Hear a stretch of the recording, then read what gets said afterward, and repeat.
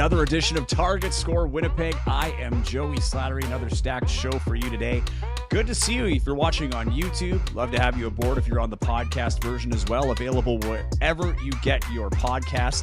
Though, as I've been saying, if you're listening on the audio version, you might want to jump over to YouTube as well. A lot of extra things happening on the YouTube page. A lot of things you can't see when you're listening to, like highlights and things like that. So if you want to check it out, the YouTube handle is at Target Score Podcast. So again, at Target Score Podcast. Of course, follow us on Instagram at Target Score WPG, and myself on Instagram at Joey Slattery TV. And on the Instagram is where we post a lot of my reports, the game day reports, the weekly reports, the scoreboards, and of course, any information that comes up through the stories as the season goes on. A little bit later on in the show, we're going to have sideline reporter, CEBL sideline reporter from Vancouver, Chris Wiggins. He is the sideline reporter at Vancouver Bandits games, and Vancouver off to a hot start. Probably the best team in the league right now. I don't think anybody would argue that. And Winnipeg coming off a pair of tough losses, and I don't mean that in the sense that they were close and heartbreaking. They were just tough to watch. I'm sure if you're for a fan, for the coaching staff that has to watch this through, and even for the players, very tough start to the season. That first game, the excitement was there, and I think it was more telling than maybe initially we thought, where how Edmonton came back and almost won that game. Winnipeg snuck away with that home opening win, blew a big lead in target score time, and ended up winning a one-possession basketball game. Aside from the second quarter, really, of that first game, it's been a rough go for Winnipeg, losing both games. The Friday night game in Winnipeg, they lost 98-86. And then they followed that up in Calgary on Sunday with a 93-61 loss. Some of the stats a little bit better defensively for Winnipeg in the second game, but not by much. And their offense just wasn't there on the second game.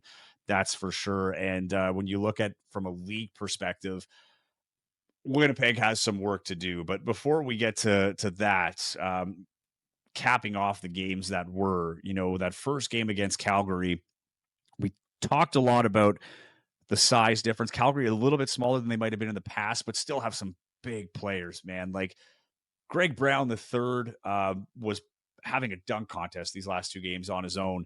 But this is a team that is very athletic, and we were listening to the game day reports, and we'll pull a clip from that in a second. But one of the things Mike Taylor talked about was, the need to be good in transition defense, right? The transition was going to be key with this team that is very athletic. And when I was talking to Caleb Canales before the game in that pregame report, he went on a lot about the team and how excited they were for this opportunity to play in Winnipeg. And this is this thing that we've talked about in the past. It's a part of a place in this league that players get excited to play in, right? They do tend to bring their best games here, but it brings the best out of Winnipeg as well. But one of the things that, kind of hit me was Calgary won a nail biter against Edmonton to open the season in Edmonton. Then they have to travel all the way to Niagara to play in the River Lions home opener, fresh off their championship, their first league championship. And they lose a very tight one that kind of looked like a few times in that game that Niagara might run away with it. And then they come back and make a game of it.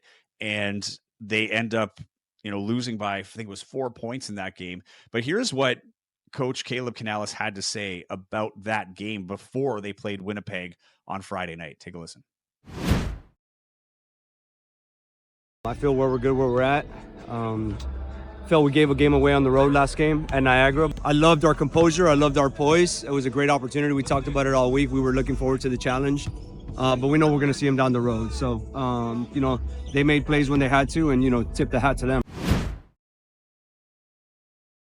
So you can tell that Calgary was coming in with confidence, right? He thought they gave that game away to Niagara. And to Niagara's credit, they are short a few players, still waiting on some players to return, and, not their full roster, but coming up with a big win.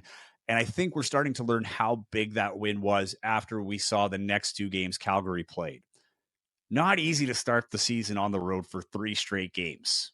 That's what Calgary did. 3 straight games, and it wasn't like, it was all in a pocket. They started Edmonton, which isn't too far, but then they got to hop a plane, go all the way to Niagara, and then they're going back for a few days to Calgary, then back to Winnipeg. So it's not like this was, a couple of games in 4 days and all in the pocket of, I don't know, Saskatchewan, Winnipeg, and Edmonton, kind of staying in the prairies. You do have that game where you have to go out east and then come back west and then go east again. So, not an easy travel to start the season. And maybe there's a little more energy at this point. Maybe it's not as taxing as it would be, say, mid-season, end of season. But I digress. I mean, they dominated Winnipeg in every sense, every category, really. But you look at the big ones here. Actually, before we get to the stats, this is what, what Coach Taylor was saying pregame of that first game. So let's take a listen to the interview where he talks about the importance of what the focus needed to be if they were going to be successful against Calgary. We want to try to win with our defense. We want to try to come out and do our job in transition defense. We want to guard one-on-one, force them into tough shots. If we can then control the boards and get out on offense, make them guard us, I think then good things can happen. Now, that transition defense did not pan out. Calgary just much stronger than I had anticipated when you see them live. And for those of you that were at the game, you can attest to it, man. There had to be 17 dunks. And I'm calling the game, and I was ready for none of them. They were just coming left, right, and center from both teams, to be fair. I mean, a very entertaining game from that respect, from an athleticism standpoint. A great show. You got your money's worth for sure in that one. One of the more fun games I've called in terms of, just the showcasing of the talent in this league. But you look at the statistics in that one. Points from turnovers. Calgary had 27 to Winnipeg's 19. This is another thing. We talked about the size, and another thing that, Coach Taylor said in that interview was the need to get to the glass, right? And Kyler Filowich had talked about that too in the game day report about, having to dominate the glass. And he's been really good. We'll get to him in a second. But 58 to 38 was the difference. Calgary with the 58 points, Winnipeg with 38 points in the paint. And a lot of those points did come off the fast break. 23 fast break points to Winnipeg's 3 in game 1. Ruggsy Miller-Moore, after not playing in target time, that's that game in Niagara, comes in with a record, a career high for him, 29 points. I think before the record was 27 in his career. So he had a career high 29 points, 4 rebounds, and 6 assists in that game.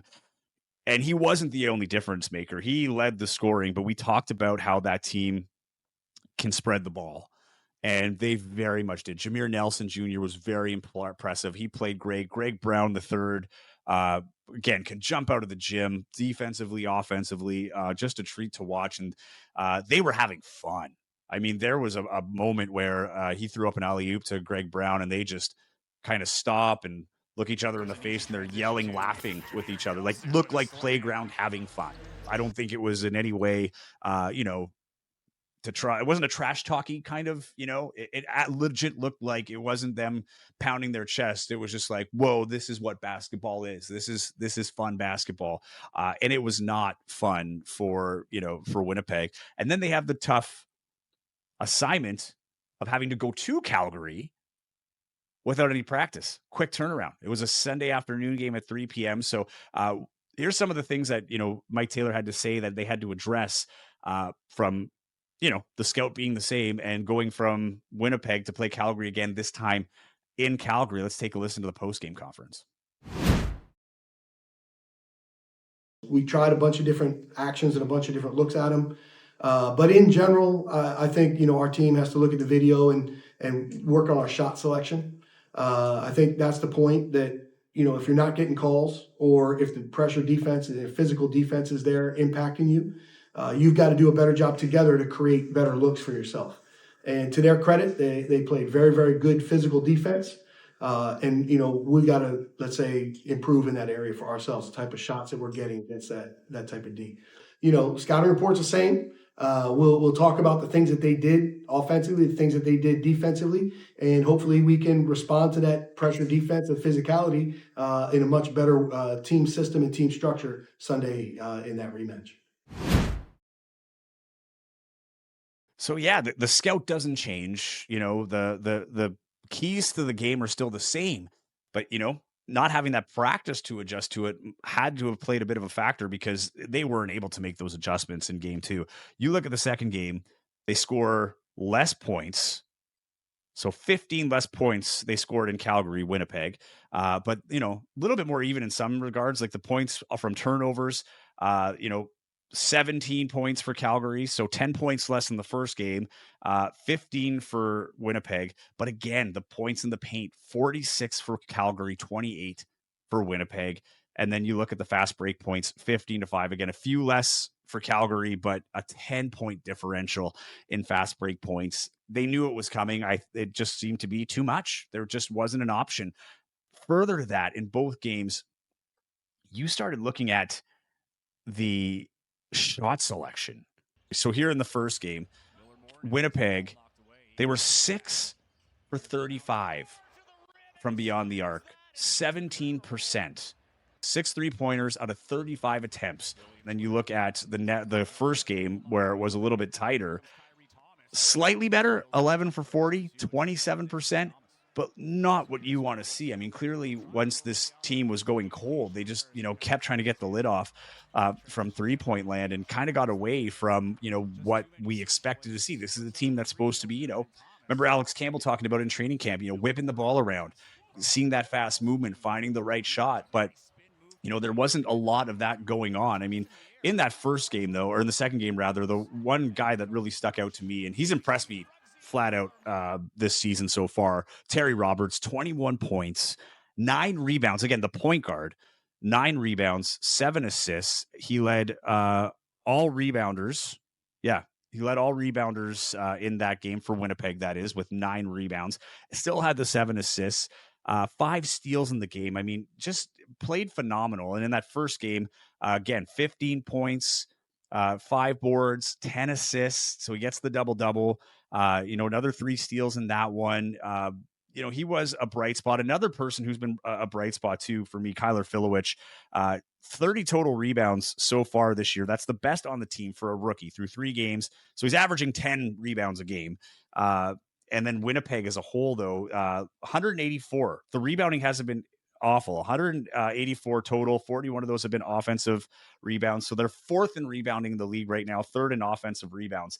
But that is basically it when it comes to like the good news and the, at least on the upper half of the standings.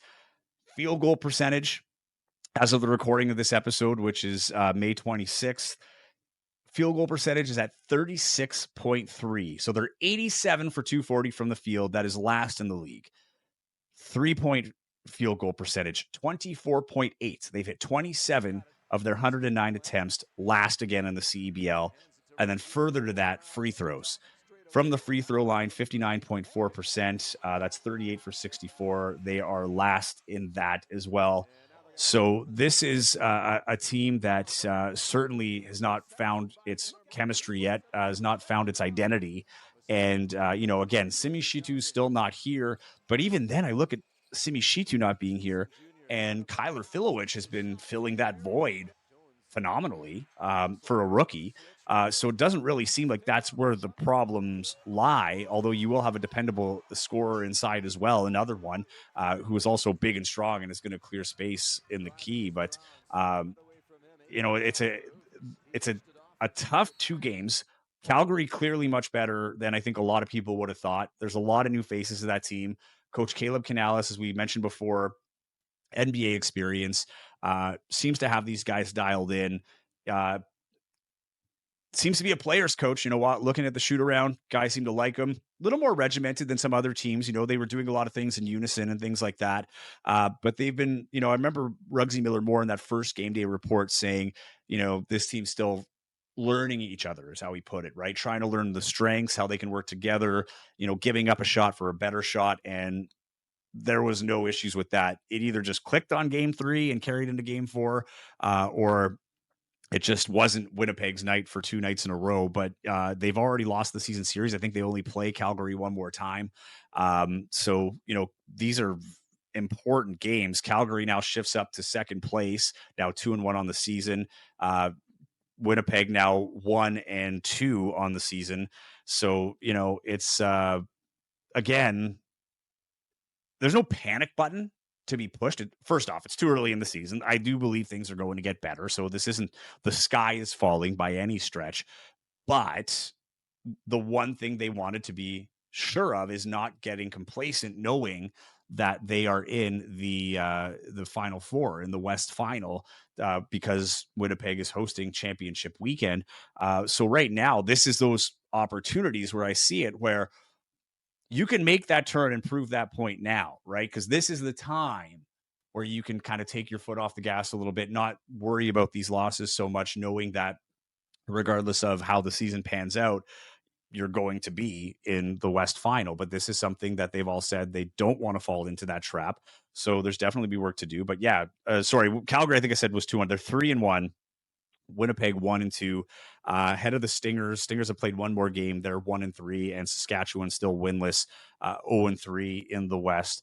And it doesn't get easier because the first place team in the West is the Vancouver Bandits. Vancouver Bandits are 3-0, and they are an insane 3-0. They have not scored less than 100 points in those 3 games. They have not won by less than 30 points in any of those games. Their plus minus in points is plus 107. In 3 games, they've scored 107 more points than they've allowed, which is nuts. To put it in perspective, Calgary has 42. And then in the East, the best one is Montreal Alliance with 22 as well. So yeah, you're looking at a team that can score, that can move the ball. You talk about their scoring and how they can move the ball around.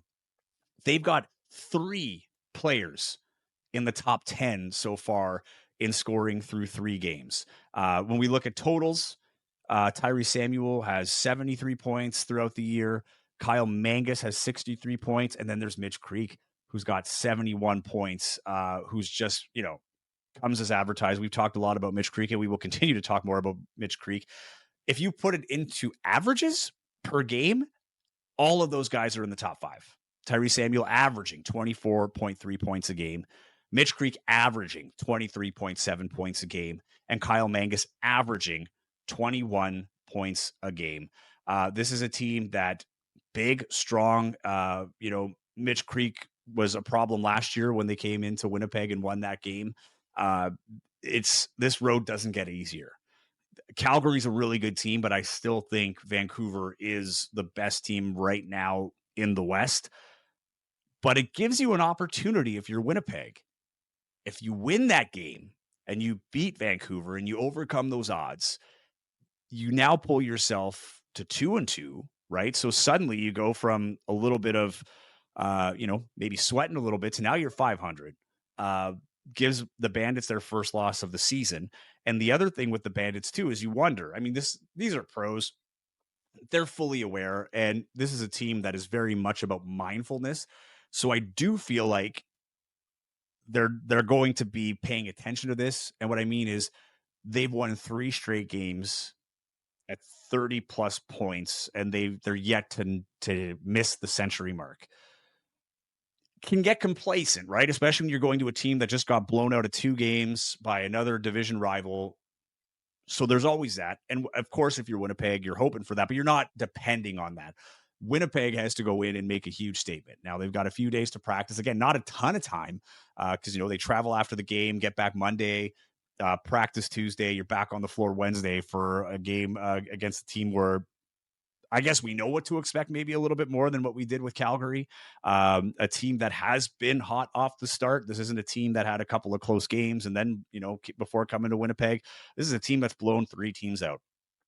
So to me, they're going to have to get a start early. They're going to have to start taking the ball inside, try and draw some fouls on guys like Mitch Creek and Kyle Mangus, and try to get these guys in foul trouble where the rotation players have to come through and maybe get to the foul line a little more. But again, free throw shooting needs to come up a little bit as well, where they're not doing too hot at that as well, or either rather at 38 and 64 on the season. So this is a team that 100%, can do it. I think they have the talent there, and maybe they have their Calgary game where things start to click.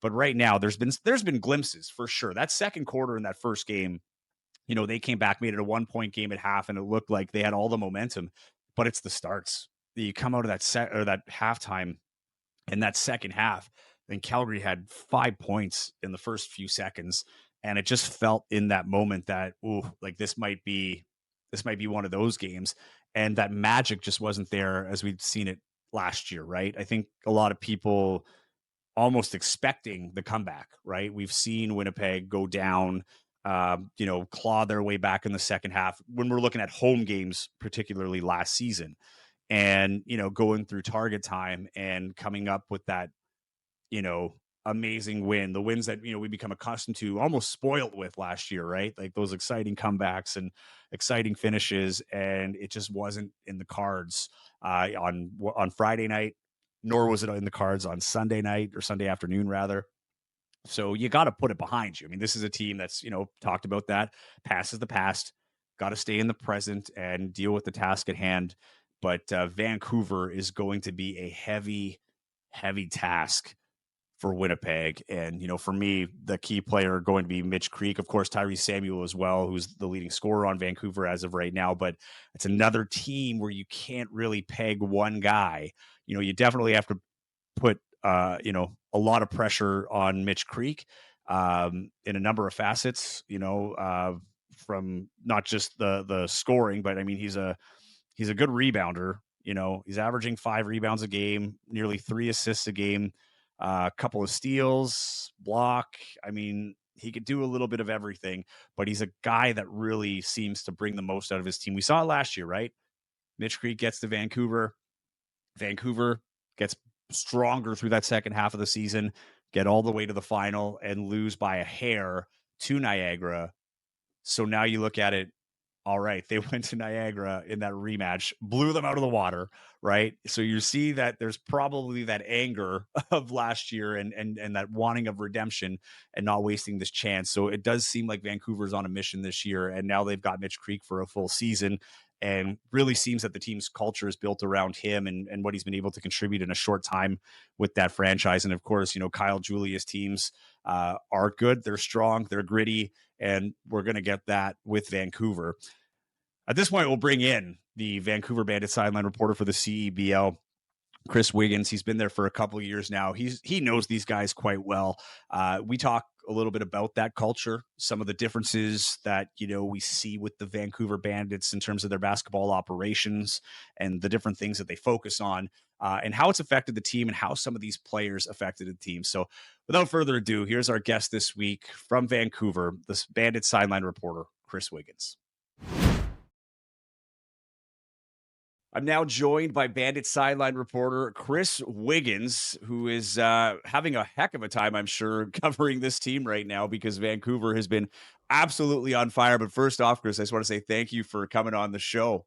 Of course. Yeah. Thanks for having me, a fellow Western Conference sideline guy yourself. So thanks for having me on. Hey, no problem. And I probably a tough time for the Sea Bears to be hosting the Vancouver Bandits after dropping 2 games to Calgary. But you've seen these guys up close. They've played a few games at home now, and you look at the dominance of this team. Before we can get into the dominance, I want to talk about Mitch Creek, the dominant force of the dominant team, coming off that 36-point performance just the other night. I was wondering, last year he came in and he seemed to have such an impact on this Vancouver team.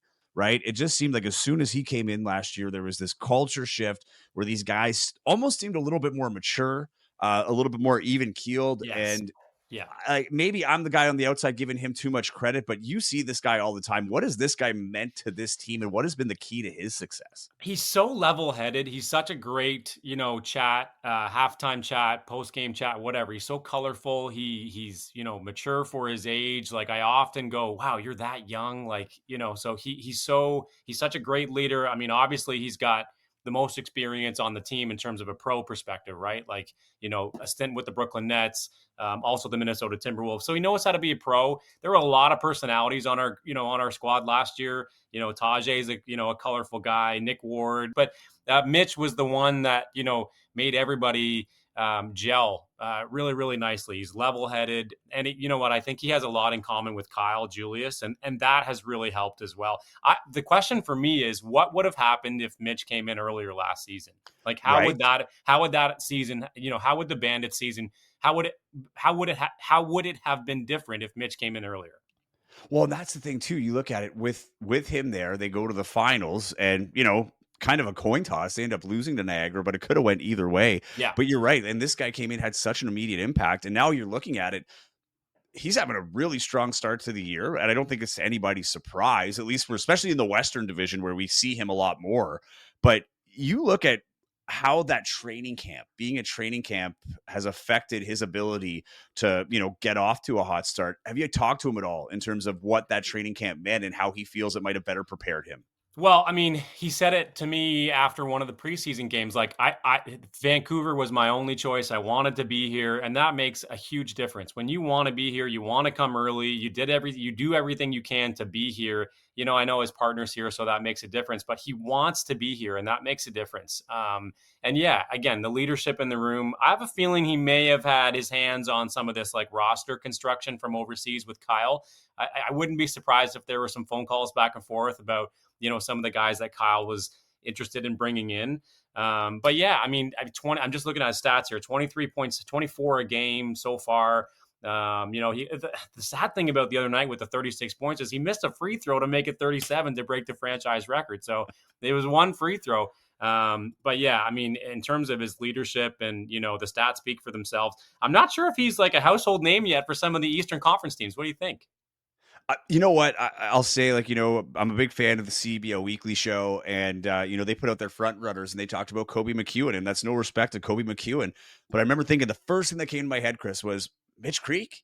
Like Mitch Creek to me is the guy that, before a game is played. And again, I think we do have the privilege, especially you, seeing him more often than I have. But I remember they made the trip to Winnipeg, and I talked to him before the game, and we chatted for a while. And you know how it is, right? You go to a shoot around and you get a couple minutes with every guy, but at one point I was like, hey, if you got to go, it's fine. He's like, oh, I'm good. Let's talk, and he just kind of laid it all out on the line in terms of his philosophy and, what he's looking to do and what he likes about this league. And, even for teammates, not even just teammates, like players that he watches, right? Like what they need to do to be better players as a guy who's kind of seen it all. And one of the interesting things for me was when I asked him, do you have aspirations to be a coach? He said, actually, I want to get into player development. Yeah. And I was like, that's such a fine difference between the two. But I'm like he would be very good at that.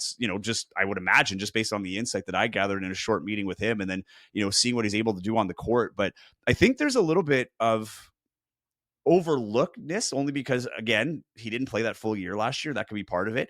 He had a big impact in a shorter period of time. But now we're seeing that, this guy might be the MVP when it's all said and done if things continue as is. But I think I think it's a couple more Eastern road trips. Yeah. And a couple of more, once he gets on the road more and they see them a little bit more, I think there'll be a little bit more respect, coast to coast, so to speak.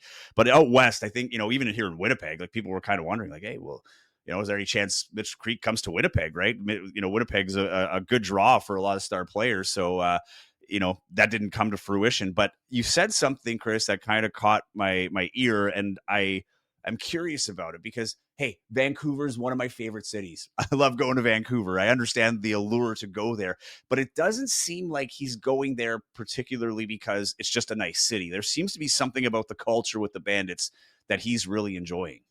Yeah, and I'll go back to your point about how Mitch, wanted to get into player development. Like he takes care, he prioritizes his mental health. That they've got their mental health, coach on the sidelines with them. 3 or 4 assistants. There's always a coach with a group of players. Like they separate guards and bigs and wing guys at practice, and there's always a coach with each group of players. It's very, very hands on. They do things outside of, as most teams do, probably do things outside of practice, outside of games. Mitch is a unique guy. Like he's a motorcycle guy. He's a skydiver. He's a thrill seeker, but he's also level-headed. He's also, he prioritizes his mental health. And you see him meditating pregame with John. And I mean, yes, Vancouver is a draw with mountains and ocean. And, when it's not raining, it's beautiful out here. But there's something special about this group, and Kyle Julius has done a really, really good job of bringing in the right characters. And again, I wouldn't be shocked if Mitch had his hands on that, phone calls, Zoom calls, whatever the case may be, during the off season to kind of coordinate who they think they should be bringing in, because, and we can segue right into the dominance. Like it's been a pretty fantastic start for Vancouver. Like I almost want to say something's got to give, because it's been a 40-point win, a 37-point win, another 30-point win against Edmonton, on Saturday night. Like it's just, I actually thought the Edmonton game was going to be a really, really competitive game, and they just blew them out of the water, in that second half, up 11 at halftime, and then they kind of just took off. Prior to the Edmonton game, both against Saskatchewan and against Niagara, their third quarter, they beat both teams in the third quarter by 18 points. So, it's safe to say they come out of the gates pretty hot in the second half, and the dominance has just been crazy.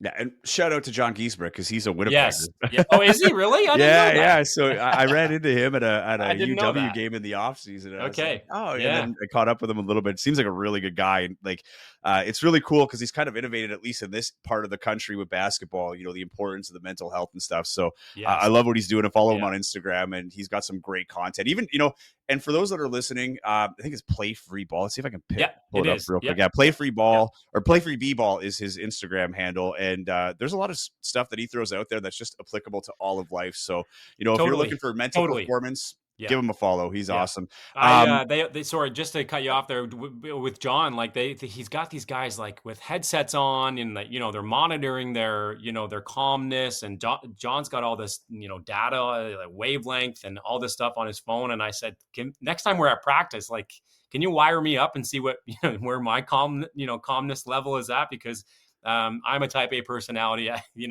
got thoughts going everywhere. I'm not a meditator, and I would be really interested to see what John's statistics are for me. Oh, dude, I got into meditation a couple of years ago, and it's crazy how much, because I'm kind of like you. I'm more of like, I'm not type A. Like sometimes my brain is just like, all over the place, right? And started doing that, and it helped. And I'm not in any level what he is. I don't have any fancy stuff, but just kind of going through it, learning how has helped a lot. But I'd love to sit with him long term in a podcast situation, actually, right, where you can really dig into it. It'd be really guest. Interesting. He'd be a great guest. So before the dominance, actually, just because we were going back to another segue, the culture of the Bandits, this is something to me, they do seem a little bit progressive in terms of how they hire staff. And, John being one of them, right? Like the mental health side of things. And it just seems to be a different vibe. And as all teams do have different atmospheres and energies, what is it about, the Vancouver culture that might strike you as maybe a little bit different and maybe appealing as opposed to traditional basketball systems? Again, I just think it's so hands-on. I think they're a close group, again, outside of practice. Like they've got one coach for each 2 or 3 guys at practice. Like there's always a coach with someone. In terms of like their closeness and I imagine they vet their assistants, pretty thoroughly before they bring them in. New assistant coach, Lou Alafid, had his hands on the Dallas Mavericks G League team. I believe is it Texas Stars? Is that their Texas Stars? Texas Stars or Austin Stars. Texas Stars. I should probably get that right. But and from a player development perspective as well, I think he had some hands, very much like John, from that perspective with that team. So I think it's just the closeness of everybody, and and how they prioritize taking care of their bodies, their mental health, cold plunging. They do all that, that body work, that mental health work, and it's I think everybody buys in from that perspective. So we were in hockey mode, actually.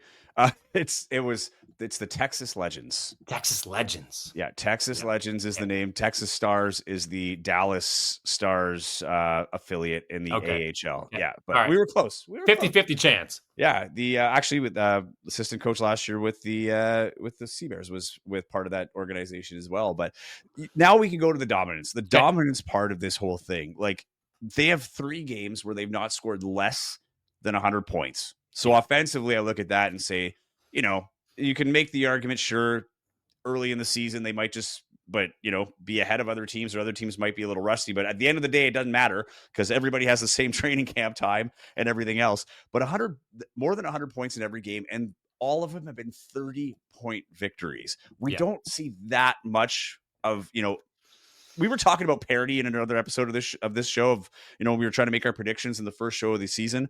And, my co-host Taylor brought up the parity of the league. And then Vancouver comes in and says, like, you got to reach up to the parity level, because it seems like right now they're just firing on all cylinders.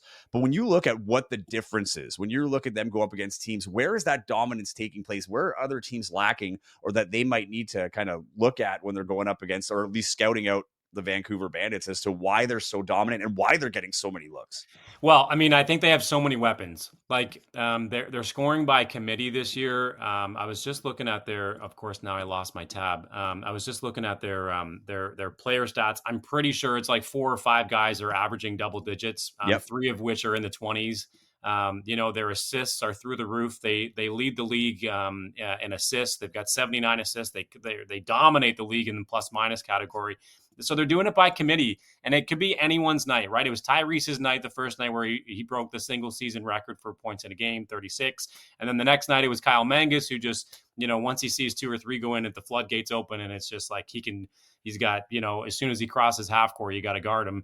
And then it was Mitch Creek on Saturday night. So they score by committee, and it really could be anybody's night. And again, it speaks to the personnel that they've brought in, because they've done a great job of not only recruiting, good G Leaguers, but also, like, Tyrese Samuel is a G Leaguer and he's a Canadian. So it helps when they have to have Canadians on the floor late in the game.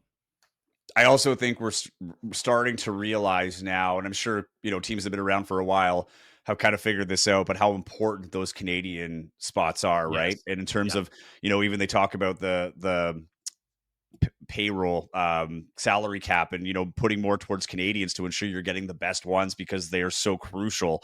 And when you got a guy that has G League experience, NCAA experience, and has that pro tier where you don't really think of what country he's from, right? They just happen to be really good basketball players and happen to be from Canada. That's a huge boost for sure. Now you look at the Winnipeg Sea Bears. So Vancouver coming to Winnipeg, always a tough place to play. And this year, 1-1. They had the one close win against Edmonton. Where Edmonton, though, were down 16 points going into target time, down 12 points when Winnipeg was 2 points away from the target, and they made it a 1-possession game. Wow. Right? So even that win wasn't overly dominant, although they were playing really well throughout most of that game. And then Calgary comes in, blows the roof off. And then they do the same thing on the home and home in Calgary, where Winnipeg has never won. So here they are coming out, after an opening win. They have 2 straight losses, and now you're going up against the best team in the West, probably the league right now.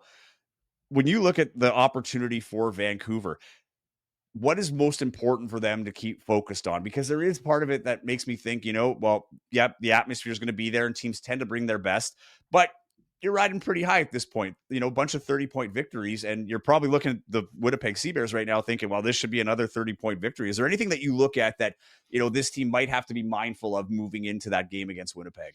Well, and I talked to Kyle Julius about it pregame on Saturday night. And my first question was, it's easy to get complacent when you have 3 30-point plus victories. Like, how do you guys continue to apply pressure, not get complacent, not get too cocky, too ahead of yourselves. And again, I think it's just the personnel they have. They keep everybody accountable, coaches to players, players to players. And the beauty about this league is they're like that Niagara win. I really don't think it tells a full story, because they're waiting on 4 or 5 guys, right, that are finishing overseas. Niagara's a good club. Yes, I really think it's going to be they're going to have a great second half to their season when these guys report. But that's the beauty of this league, and I think that holds Vancouver accountable as well, because James Karnik is still waiting to come to Vancouver. We're still waiting on James Karnik. Sam Maie is injured, right? Dwayne Notice is injured. Like, how does that change things? When these guys start to get back into the rotation, like, these guys are gelling right now and they've got some good chemistry. But when you add, 3 or 4 new faces that haven't really been around for practice and haven't really had, chemistry with these guys on the floor, how does that change things? So they have to stay sharp. And that's the beauty of this league, is it changes week to week. It changes, game to game. So I think that's important to remember. Well, even we look at the Sea Bears, like that's one of the big things, right? Is a whole new look team, and they got away from the star mentality where, for the last 2 years it was Teddy Allen, and then when Teddy Allen left, it was Justin Wright Foreman, but there was always like this guy that had name power within the league that, everybody knew where the ball was going. And this year they've kind of turned to that. And there are times that we're looking at now where it's, we're being pitched a brand of basketball that is being spread around. And then it seems like as the game goes on and these leads start to get, further and further apart, they start putting up these shots. Like their 3-point percentage has been not great, especially in the last 2 games. And now on the flip side of that, you see guys like Kyler Filowich, who, from Winnipeg, just finished his collegiate career playing at March Madness, looks like a seasoned veteran out there. Like the guy's just ripping down boards through 3 games at a pace that you would expect from a veteran. So there are guys that are taking advantage of the opportunity, but in Winnipeg's case, Simi Chateau has still not showed up. Right. And to me, when they made that signing, I'm like, dude, that's one of the best Canadians you're going to get. And a guy who was a huge pain for at least Winnipeg and a lot of the teams, but particularly Winnipeg when he was playing in Calgary in 2023, right? So you kind of went to the source of where your pain points were throughout the year. So I do think Winnipeg is going to get better with Simi Chateau in the lineup, but they have not been able to find the chemistry now, where Vancouver, it kind of seems like they're on the opposite end of the spectrum, where it's, we have it now, but when you start working these guys in, how is it going to be? How is it going to disrupt, if at all? Right? Because it can't. I mean, it's weird to say, but it really can't get much better than this. No, absolutely, and we all kind of went into, like, at least the media staff and the game day staff went into the pregame of Edmonton going, all right, like this is going to be a closer game. Like we might, hopefully, this isn't a big reality check for us, and then boom, they win by 30 again. So. I mean, something's got to give at some point. I imagine they will get a reality check at some point, and then it's just how they bounce back and how they respond to that. I want to point out that Shamar Gibbons has been fantastic. He's basically, again, you talk about a guy who's come in and jumped right into the fire and has to learn a system in a couple of days, and then he gets some minutes against Niagara. Not a great scoring effort. Couldn't really, find the basket, offensively from that perspective. But I think he had 11 assists against Niagara, broke a single season record Saturday night against Edmonton with 15 assists. Like he's out of a suitcase and he's distributing the rock really, really well. And so, you add guys like that, and then you pile on Kyle Mangus, who can just have the floodgates open as soon as he sees a couple of threes go in. Maybe it's Mitch's night.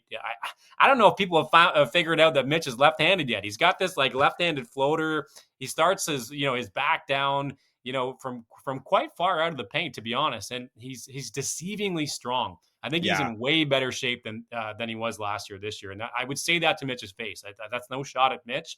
I think he's just in way better shape. And he's got that like left-handed fall away floater that is such, so soft off the glass, and Tyrese can affect the game above the rim, where maybe Nick Ward last year couldn't really get off his feet like Tyrese can. Tyrese is catching lobs, swatting, chase down swats. Like it's really done by committee from every perspective: rebounds, assists, and scoring. Yeah, Magus has been very impressive as well, right? Yeah. You kind of think it's like Tyree Samuel, Mitch Creek kind of takes the headlines, I think, from outside of Vancouver, but Magus has been a great component of that team too. And what is he? Like over 50% from 3-point land. Like good start to the season for that guy as well. Jeb, you got to see part of the outdoor game. Yes. Looks really cool Yes. in Montreal. Yeah. I've been looking forward to this. And now, they've made it known that this is something they want to make it regular occurrence, right? An annual thing. Is this something Vancouver would be into? Because I'm sitting here thinking, you could take the show from Langley to Vancouver, right? There's so many beautiful setups in that area. Like I feel like this is a natural progression to go to the West next year in Vancouver. Have you heard anything there? Is there any interest? No rumblings yet. We don't have a tennis stadium like they do at IGA. I wouldn't be shocked if they did it where the Rogers Cup is played in Toronto as well. But yeah, in terms of Vancouver, if they get a nice day, and there's, it's dry for a couple of days, you don't have to worry about some of the condensation issues that you saw in Montreal. Who knows? They've definitely got some facilities for it. I think they would have to put a little bit more into it in terms of like structures and all that kind of stuff to make it a basketball atmosphere. But no, I haven't heard anything, and you'll be the first to know if I do. Sounds good. Yeah, because it takes some creativity. I feel like Totally. with some creativity, you can totally make it work. There's Yeah. definitely some areas in Vancouver But that I would work. love that the league always tries stuff, right? Like they Same. try these, you know what I mean? Like they Yeah. try these crazy, when I saw that outdoor game, I was like, wow, already they're trying something like this. It's the league is not scared to try things like that, and it's really, really great to see. Helps with the ownership too, right? Like now there's a lot of private Yes. ownership that are buying Yeah. these franchises, Montreal being one of the ones that were recently bought out. So I think that really helps. And there's that innovation now too, because, the owners want to create some excitement around it as well. One of the things I'd love to see come back is the Clash, right? They had in Quebec City, the All-Star game.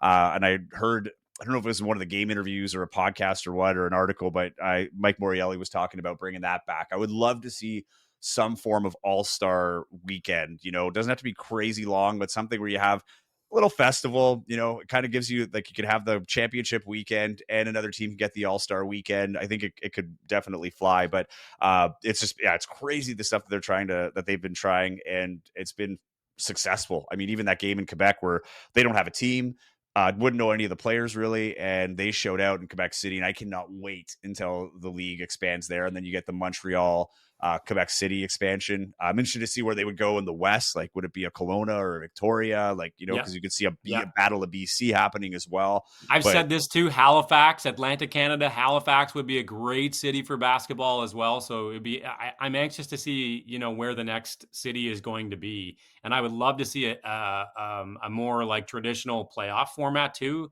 maybe a best of 5. And I'm sure it's been talked about. And as the league expands, they've added games this year. So as it continues to progress, I'm sure that's the next natural step for the playoffs. Well, that's the thing. I look at the playoff part of it, and it's the timing, I think, right? Like, as much as you'd love to see a series, I do like, I'll say this, I do like the concept of championship weekend. I do like how it's an event and it's a party. And I think, based on what I've heard and have seen from Winnipeg, I think it's going to be like, this one will be next level from the ones we've seen in the past.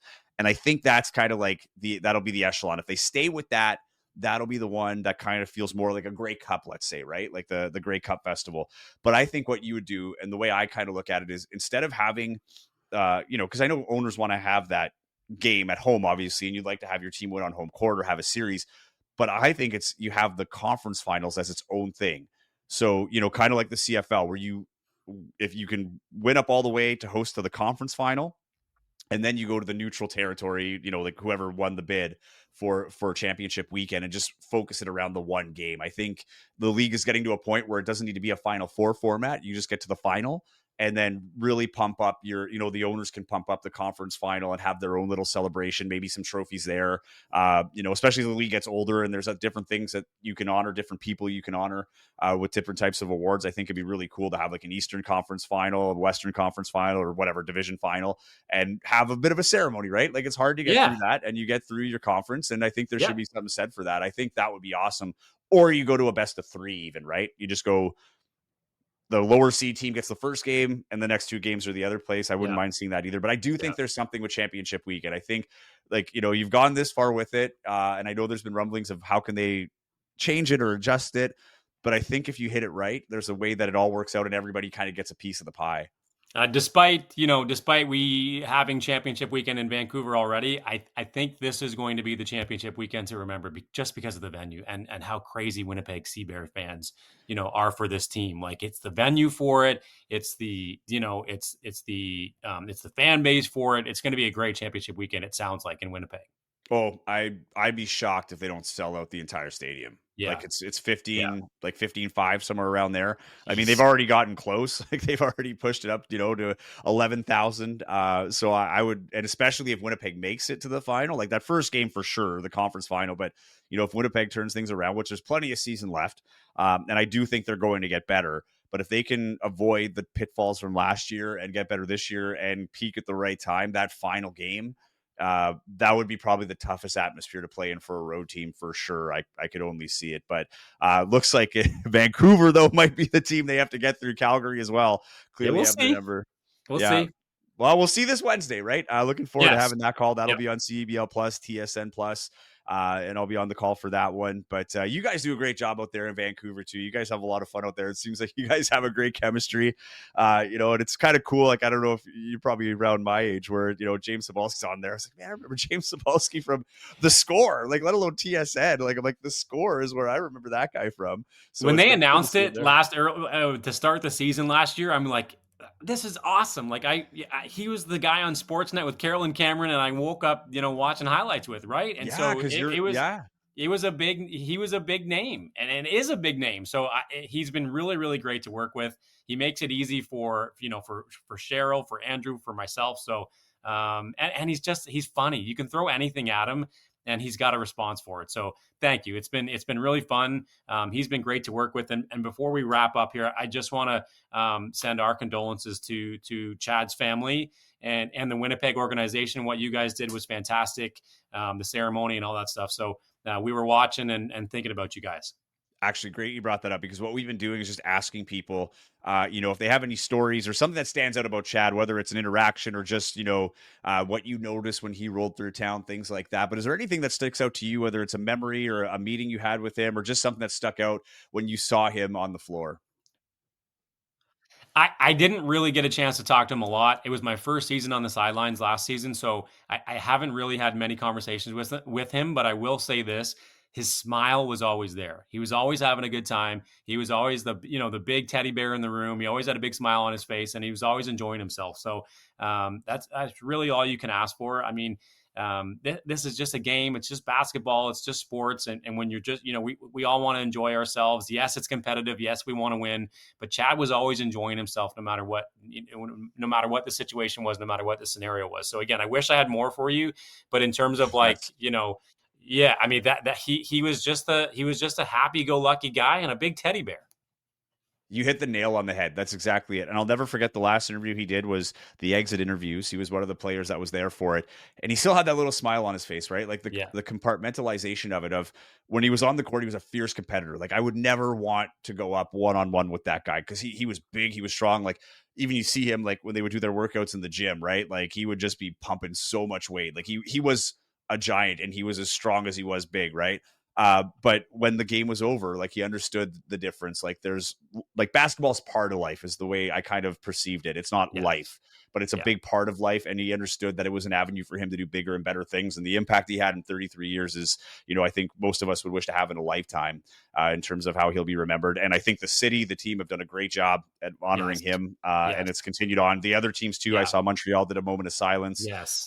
So, the teams across the league have done a great job, in the league itself. So, his memories, he might not be with us anymore, but his legacy is going to last a long, long time. Yeah. Well said. Chris, well said. Thank you so much for making the time, joining us. Enjoy the rest of the season, and we'll surely have you back for our next matchups here when Vancouver and Winnipeg meet again, and enjoy the game on Wednesday. Thank you. Good luck, but not too much good luck. And, and we'll talk to you very soon. Okay. Thanks for having me, man. That was Chris Wiggins, sideline reporter for the CEBL in Vancouver, covering the Vancouver Bandits. A lot of great insight there. Great words about Chad, as always, and we'll continue to do that throughout the season. But, a lot of interesting things that he brought up there, in terms of the team cohesion, some of the, how would you put it, the consistencies with this team and some of the things they've improved on from even just a year ago, at least early on. This is a team that, seems to be clicking, seems to be enjoying each other. A team that's going to be tough to beat for the Winnipeg Sea Bears. I was looking at the, where is it here? The averages. As we look at the averages and points, Vancouver is averaging over 3 games, averaging 107 points, just shy of 108 points a game, only allowing 72 points against. That's the best in the league. And on both runs, with the exception of Montreal, Montreal is allowing a little bit less at 66 points per game. But Winnipeg currently 9th in points for at 79.7 points a game. And when you look at the points against, they are at 93.3. So right in the middle of the pack. They're 5th in that regard. The worst is Saskatchewan, allowing 95 at this point. So this is a game, as I said, where you can turn things around. Panic button's not anywhere near right now. I know there's some fans that are a little bit worried. It's a short season, of course. But at the end of the day, the reality is they are going to be in the Final Four. So there is less pressure in that sense of, playoff positioning, all these other things. So the Sea Bears do have the luxury of fine-tuning and maybe taking a little more time to see how this unit works to build up towards the end. But there has to be some adjustments, and it will be interesting to see what adjustments are going to be made for Vancouver, who is a different team, but also very athletic, quick, big, can shoot the three, and on defense, stingy. So you're going to be working harder for your points, and you're going to be working very hard for your own points, as we saw against Calgary. And in 2 straight games against Calgary, they weren't able to do it. There's been a chance to practice in between there. And this is a chance now for Winnipeg to make a statement, right? If you can go into have Vancouver come home, ride the momentum and the energy that is at Canada Life Center, as you've done in the 2 years past, and come out with a big win. It would put a lot of people at ease, and I'm sure it'd be a big weight off their shoulders, but not going to be an easy task. That is for sure. So that game is on Friday. And it will be, what time is that one? I want to say 7:30. Let me double check to be sure. Yeah. 7 o'clock. So this one is Wednesday, 7 o'clock start. It will be on CEBL Plus and TSN Plus, as well as Game Network Plus. So if you have any of those, it's free on CEBL Plus. So make sure that you're subscribed there. If you have TSN Plus, it'll be on there as well. I will have the call along with Dave Larkins and Emily Potter, who made her debut as the sideline reporter last game and did a wonderful job. So she'll be back on the sidelines again this week on Wednesday. After that, the Sea Bears will play the Ottawa Blackjacks. That will be on Saturday, a 7:30 game. Blackjacks visiting here. And they just had that wonderful outdoor game. I didn't even bring that up at the start of the show, but unfortunate it ended at halftime. But it looked really cool. It was at IGA Stadium, the tennis stadium in Montreal. And I thought they did a wonderful job. I know some people that were there, and even though the game had to be canceled halfway through, still said it was a blast. People are raving about the event. It's something that the league has said they want to make an annual thing. So I'm interested now, as we talked about with Chris, is Vancouver going to be the next place where they go? Will it be Winnipeg? Winnipeg's got some outdoor options as well. I think it could be a huge event here as well. But yeah, just I don't know if it was the dry ice from the halftime performance or what, but the condensation on the court, they weren't able to control it, and they had to call the game for the safety of the players, and that's totally understandable. But just a wonderful job there for everybody involved. So everybody from the CEBL office who may be watching or listening, great job. Same for those in Montreal and the Blackjacks for putting on a great game. Wait to see what the outcome is there because it has been postponed for now. So it's Blackjacks that are still at 1-1 before they come into town. But we'll have another episode a little later this week, focusing more on that Blackjacks game and covering this Bandits game as well. The Bandits after this game will be off to Edmonton. Again, Edmonton 1-3. So, this is a good road trip for Vancouver, but they're probably looking at this one as an opportunity to go 5-0 here. And it's very realistic going up against the Sea Bears and Stingers, who are in 3rd and 4th place respectively. So, yeah. Chance for the Sea Bears, though, to turn their season around if they could take that one. So we'll see what they could do. We'll be back later this week with another episode. Thank you for tuning in. Again, if you're on the audio side, tune in on YouTube at Target Score Podcast. If you're not able to watch it, you can get this podcast wherever you get your podcasts, Apple Podcasts, Spotify, Amazon Music, you name it, it's there. Follow us on Instagram at Target Score WPG. If you're watching on YouTube, there is a QR code there just below the screen that you can scan and follow us from there. Again, the game day reports will be there, weekly reports, scoreboards, all that fun stuff. All the breaking news will be through Target Score WPG, or my Instagram as well at Joey Slattery TV. Enjoy the game Wednesday. Will the Winnipeg Sea Bears turn their fortunes and shock the CEBL early in the season and give a very dominant and powerful Vancouver Bandits their first loss of the season? We'll have to wait and see. We'll be back later this week and recap it all. Enjoy the game on Wednesday. We'll see you there. Until then, enjoy the rest of your week.